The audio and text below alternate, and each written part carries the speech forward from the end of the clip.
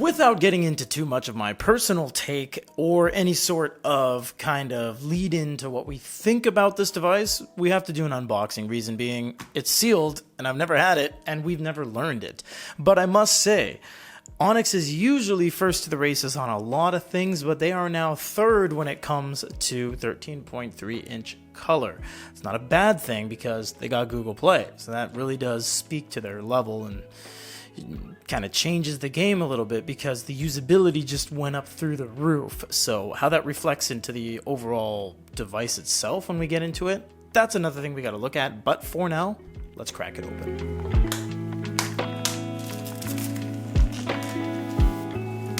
I gotta say, they spared no expense on the box. This material is the same almost as the Go 7, the Go Color 7. It's that kind of truck bed liner, very gritty sandpapery type thing, and they have their little rainbow Boox logo. I mean, they definitely went ham on the box. In terms of the specs, what do we have? Well, let's read the back label while we show some fancy shots. We have a 13.3 inch Kaleido 3 screen with 3200 by 2400, 300 ppi, 13.3. That's nuts. 150 ppi in color with 1600 by 1200. That is a crazy resolution. We have 6 GB plus 128 GB. It's interesting that they didn't go with 8256. They might be saving it for a Tab XC Pro, I don't know. We have a massive 5500 milliamp battery. That is amazing. We have capacitive plus active stylus. Now, they didn't write that on the other devices that utilized an active stylus, so I'm wondering if the stylus is different. We have a very nice foam insert. That is important because this is a huge device and it's facing the top, so you got to be careful of that. Let's put this off to the side while we explore the rest of the box, and then we'll get into the device in a second. Inside this little thing should be a stylus pen, unless we're supposed to use the separate one they sent us. I'm not entirely sure, actually. Oh, this one isn't a thing. It's an actual box itself. So let's see what is all inside here. Oh, this could be a different pen. It is... Oh, it's a Wacom... Oh, it's an active... Okay, so this might be like what they're doing with the Remarkable Paper Pro, because the tips are not evident of anything I've seen on Wacom before.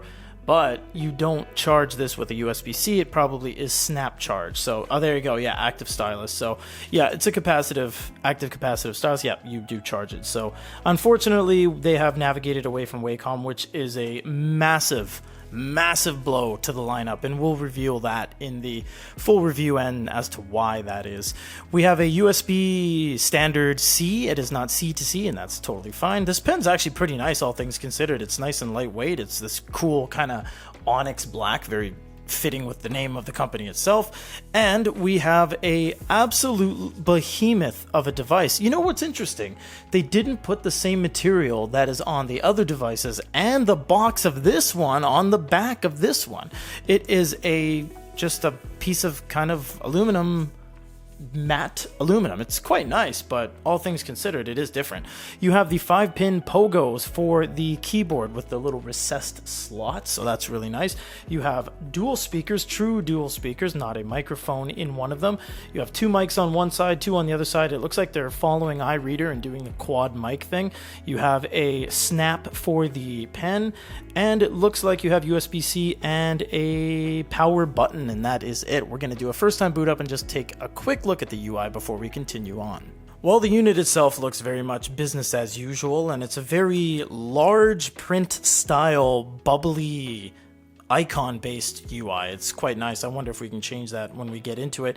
You do have some kind of new things like Free Mark, AI Assistant, Kids Mode, and of course this pen that says not connected, but it just literally says the pen was connected 1 second ago and the pen works. So I'm not sure what all that is about, but we will be getting into that in the full review. I must say I'm not a fan of the pen situation. I very, very personally dislike, and this is coming from a lot of experience in the field, of course, but if you navigate away from Wacom, we have seen bad things happen to those companies that ditch Wacom and ditch kind of traditional electromagnetic resonance, because now you have to charge the pen. The pens are more expensive, they're more fragile, you got to take care of them to a greater degree. The tips are proprietary, they're ultra specific. You can't use any other pens on this device. It's just going backwards. There's not really a whole lot of advancements. In fact, the only thing that benefits the active capacitive situation over Wacom is that the company doesn't have to pay licensing, so